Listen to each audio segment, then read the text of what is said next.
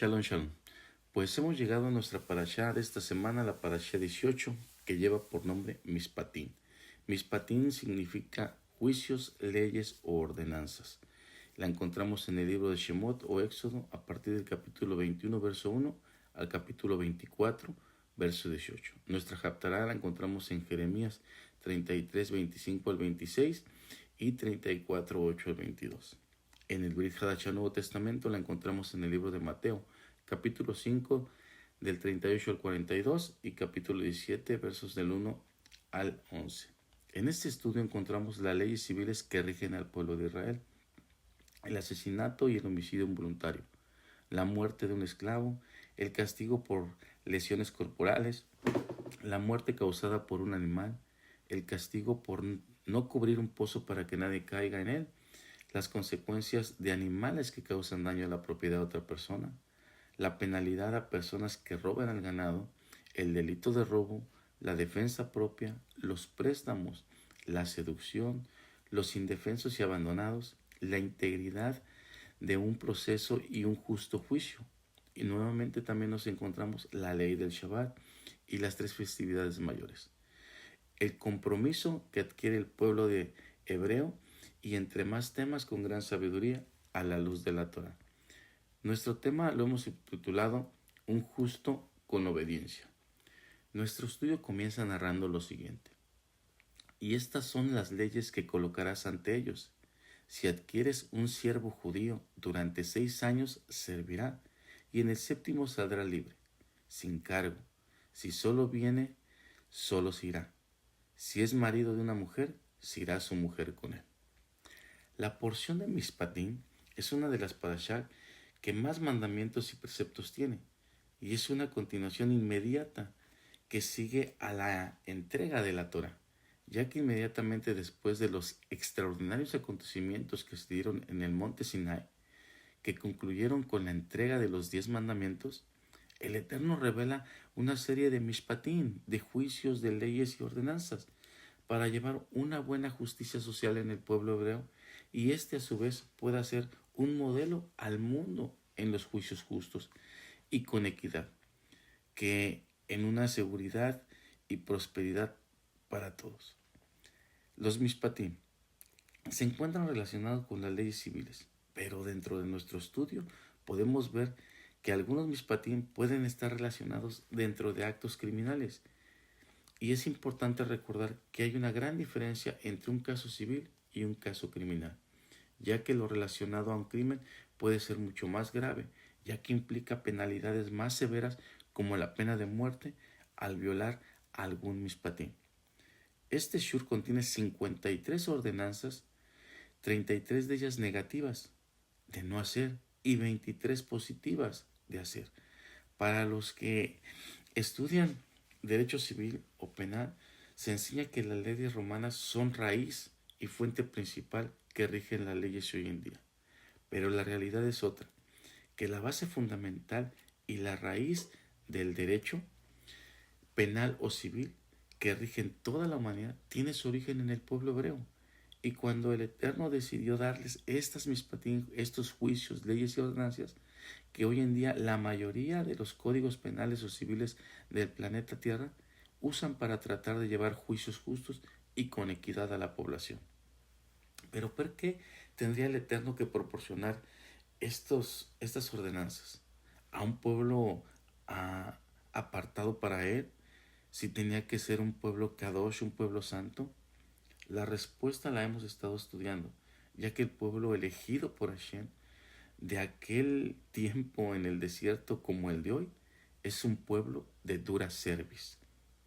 Así es, somos un pueblo de dura cerviz, rebeldes, donde reina la discrepancia, las divisiones internas, la envidia, el chisme, el egoísmo, el asesinato, el secuestro, el hurto, la usura, el daño a la propiedad ajena, la idolatría, etcétera, etcétera, etcétera. Es evidente que estas ordenanzas tienen la intención de mantener la paz social y la unidad entre toda la familia hebrea, porque es imposible dedicarse de lleno al servicio del Eterno o al estudio de la Torah rodeados de discordias, de malos entendidos y de odio sin causa. Solamente donde hay unidad y paz, ahí es donde desciende la bendición, como nos lo cita el Tejilín o el Salmo 133. Mirad cuán bueno y cuán delicioso es que los hermanos habiten juntos en armonía o en unidad, porque ahí en Sión ha ordenado el Eterno la bendición, la vida hasta siempre. Nuestro estudio tiene como finalidad crear una sociedad pacífica donde todos puedan vivir en armonía y de esta forma poder vivir conforme a la voluntad de Hashem y servir con dignidad. El Shalom Bayit, paz en el hogar, paz con el prójimo o en la comunidad, no tiene precio, no tiene valor. Es por eso que aún en el exilio se nos pide que colaboremos por el Shalom, por la paz en la ciudad donde vivimos, porque una ciudad en paz nos dará su paz, nos dará tranquilidad, nos dará estabilidad, como nos lo hace saber el rabino Shaulo en la carta 1 a Timoteo, en el capítulo 2, verso 1 a 2.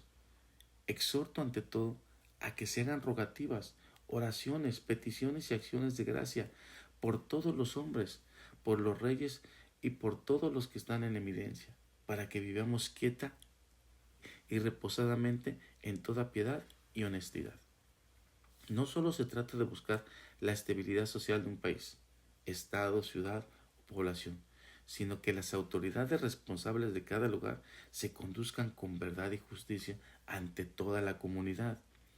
Mishpatim es de hecho el manual práctico para lograr esta unidad y paz entre los hombres y una fuerte unidad con Akadosh Baruj Hu, porque se forma un puente de justicia, ya que se nos dice que las ordenanzas sociales, como ser justo, no engañar en las pesas, ayudar al enemigo con su carga, no son solo reglas de convivencia, sino es la manera en que unificamos el mundo físico con el mundo espiritual. Cuando somos justos con un hermano, estamos revelando la presencia de Hashem en la tierra. No hay unidad con el Eterno si hay división entre nosotros y los demás. Cada acto de justicia limpia nuestra vasija. Al ser justos nos parecemos más al Creador, que es el juez justo. Y esa semejanza es la que nos permite estar más cerca de la presencia divina. Recordemos que el Midrash nos dice que el pueblo recibió la Torah como un solo hombre y con un solo corazón. De esta forma las ordenanzas nos sirven para mantener vivo ese corazón de carne y evitar que la envidia, el pleito o la injusticia con los demás y el causar división nos vuelva a poner un corazón de piedra que nos puede llevar a la separación del servicio del Eterno. Como nos lo cita Tito 3:10, al hombre que cause división después de una y otra amonestación, deséchalo. Es algo fuerte, pero así nos lo está diciendo. De aquí que las ordenanzas de la Torah son muy estrictas, relacionadas con la shonjara, la lengua malvada, ya que es principal causa de la división en todo lugar. El Midrash enseña que quien causa división es como si negara a la presencia del Eterno, porque Él es Ejad, es uno, y su presencia solo puede morar donde hay unidad. Por tanto, el que causa división luego de una y otra amonestación debe ser cortado de la comunidad, porque destruye su funcionamiento principal, la paz, sin la cual no podemos dedicarnos propiamente al estudio y obediencia de la Torah. Una de las tácticas del opositor será entonces intentar destruir la paz en todo momento y en todo lugar, dando un doble trabajo a los líderes, ya que se dedican a estar apagando fuegos, contiendas y disensiones para que no haya tiempo para estar en intimidad con el Eterno y estudiar para vivir Torah. Por eso, segunda de Timoteo nos dice, te repito, no te metas en discusiones necias y sin sentido, que solo inician pleitos. Un temeroso del Eterno no debe andar peleando, sino que debe de ser bondadoso con todos, capaz de enseñar y paciente con las personas difíciles. Ahora, Vallicrao Levíticos, en el capítulo 19, verso 17, nos dice, no odiarás a tu hermano en tu corazón, ciertamente amonestarás a tu prójimo para que no portes por su causa el pecado. Sobre este texto se nos enseña que no se puede juzgar o apartar a alguien sin darle la oportunidad de rectificar sus malas acciones. El propósito de la amonestación no es castigar, sino limpiar la vasija con- contaminada de nuestro prójimo para que pueda volver a la armonía con los demás. Pero la razón por la cual se pide cortar la relación con alguien que persiste en dividir es por hacer un cerco de protección espiritual. Así como buscamos quitar la inmundicia o contaminación de nuestras vidas, la división es considerada una contaminación social que contamina toda la estructura de un matrimonio, de la familia, de los amigos, de la comunidad, etcétera, etcétera. Pero nuestro estudio nos trae un tema demasiado fuerte hablando en un nivel espiritual. Shemot o Éxodo 21 del Pasuk 12 al 17 nos cita lo siguiente: aquel que maldiga a su padre o a su madre ciertamente será muerto. Para ver a la luz de la Torah, la palabra que se usa para maldecir en hebreo es kayel, que viene de la raíz kaal, que significa hacer ligero o quitar importancia. Es por eso que al maldecir no es solo decir una mala palabra a los padres, es tratar a quienes te dieron la vida como si no valieran nada, vaciándolos de su dignidad. El Talmud en Sanedrín 66a explica que la severidad de este juicio se debe a que hay tres socios en la creación de un ser humano: Elohim, el padre y la madre. Al deshonrar a los padres se está insultando directamente al tercer socio, que sopló vida en cada uno de nosotros. Rashi y el Midrash señalan que incluso si los padres no son perfectos o han actuado mal, el deber de honrar permanece, porque la honra es hacia la función que Hashem les dio, al ser padres, y hacia el Eterno que los eligió para traernos al mundo. Podemos ver en el Brit Hadashah que Yeshua o Jesús resalta este mismo texto para confrontar la hipocresía de quienes usaban reglas religiosas para evitar cuidar o hacerse responsables de sus padres. En Mateo 15, 4 al 6 cita directamente Éxodo 21, 17 para enseñar que ninguna ofrenda en el templo, o sea, un corbán, invalida la responsabilidad de sostener y honrar a los padres. La verdadera religión empieza en la casa. Efesios 6, del 1 al 3, el rabino Shaulo recuerda que honrar al padre y a la madre es el primer mandamiento, con promesa. No solo es una ley para evitar el castigo, sino una llave para que te vaya bien y seas de larga vida. Tomemos en cuenta que nuestras palabras pueden dar vida, o kaal, aligerar, que sería dar muerte a la neshama de nuestros padres. ¿Cuándo fue la última vez que nuestras palabras le dieron peso y valor, o que les dieron insignificancia y desprecio? Ahora, recordemos que la deshonra suele nacer del orgullo al decir que no necesitamos a nadie, porque la realidad que no te creaste tú solo. Reconocer a los que nos rodean y principalmente a nuestros padres es un ejercicio de humildad que nos prepara para reconocer al Eterno. Si alguna vez nos hemos sentido que fallamos en esto, el mensaje de Mishpatim también apunta a la restauración. Reconocer la falta es el primer paso para volver al diseño de bendición que Hashem nos ha prometido. Existe una reflexión que nos dice: si alguien te regala una joya de oro macizo y una de plástico, ¿cuál cuidarías más? ¿La de oro por su peso en quilatajes y valor?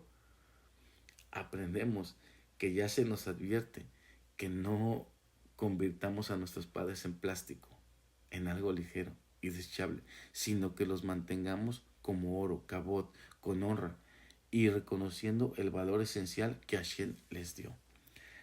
Ahora, Colosenses 3:20 nos dice: hijos, obedezcan a sus padres en todo, porque esto agrada a Adonai. La palabra agrada sugiere que la honra sube como un aroma dulce, incienso ante el trono de gloria.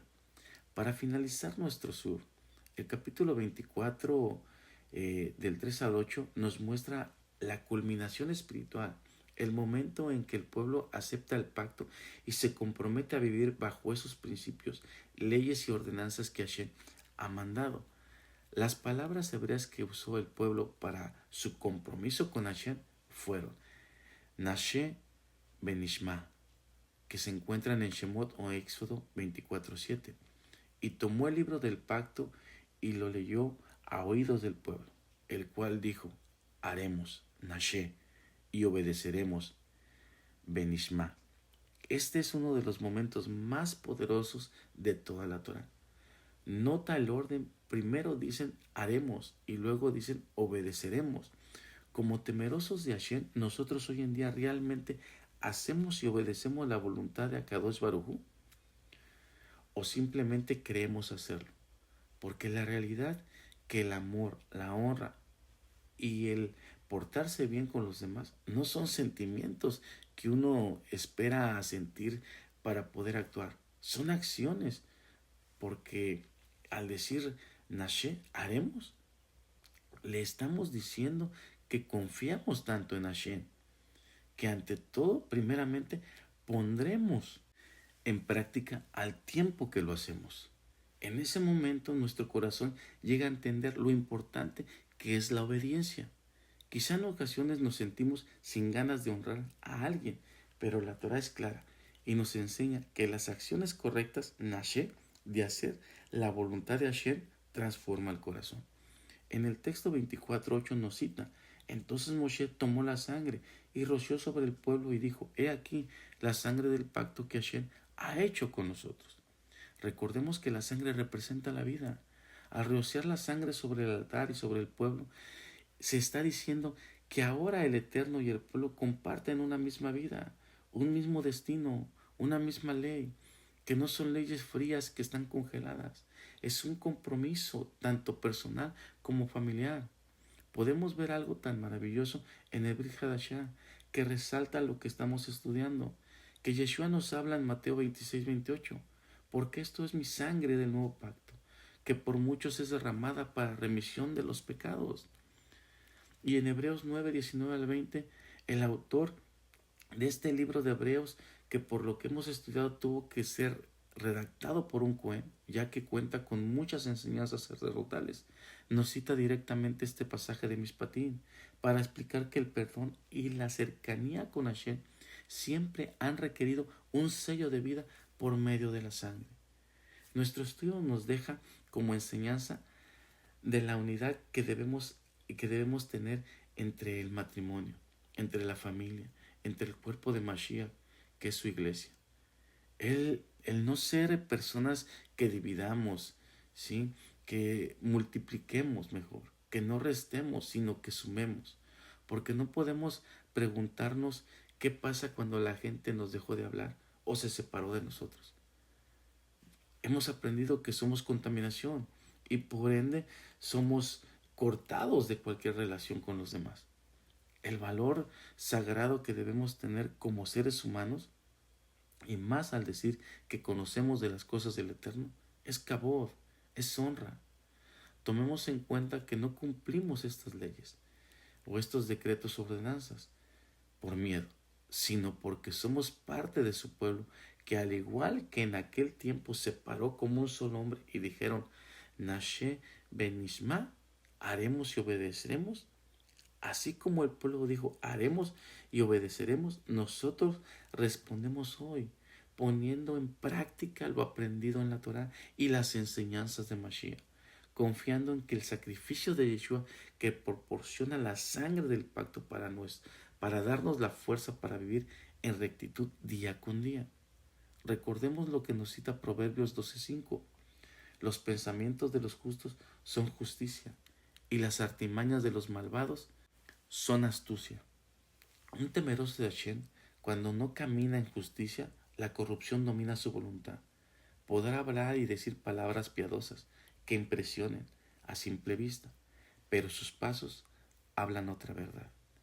Hoy en día el ser humano tiene el conflicto más grande de su vida, porque conoce de las cosas de Hashem, las cosas de Dios, al mismo tiempo que conoce los deseos del mundo. Y cuando ambas cosas llegan a la Neshama, al alma, se convierte ahí en un campo de batalla. Porque en ocasiones actuamos como hombres obedientes a las cosas del cielo. Pero dentro de nosotros arde un deseo muy peligroso, una ilusión de felicidad y el brillo de la comodidad y el recibir honores. Toda esa ilusión toca las fibras más internas al tiempo que despierta un placer y ambición que a simple vista no lo admitimos, pero lo deseamos en lo más profundo del corazón, y lo que se desea con tanta fuerza terminamos por hacerlo.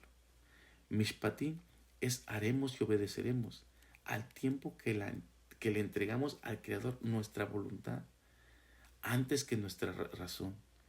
Que nuestras manos actúen con justicia y nuestro corazón se rinda ante la sangre del pacto que por medio de Yeshua nos une a Él para siempre. Esa es la enseñanza que nos deja Mishpatim. Así que tenemos que ser unos temerosos de Hashem, justos, ¿sí? Con honestidad, honrando, caminando correctamente. Para finalizar, quiero hacer una pequeña oración para que cerrar nuestro estudio de esta semana. Padre eterno, Elohim de Abraham, de Isaac y de Jacob, te damos gracias por tu Torah, que es luz para nuestro camino. Que no seamos personas que separemos a los demás, que no separemos el matrimonio, la familia o las congregaciones, para no ser cortados y separados de tu presencia divina. Hoy grabamos en nuestro corazón la palabra Kabod, que es honra. Te pedimos perdón si en algún momento hemos tratado de alguna manera incorrecta a aquellos que tú has llamado sagrado.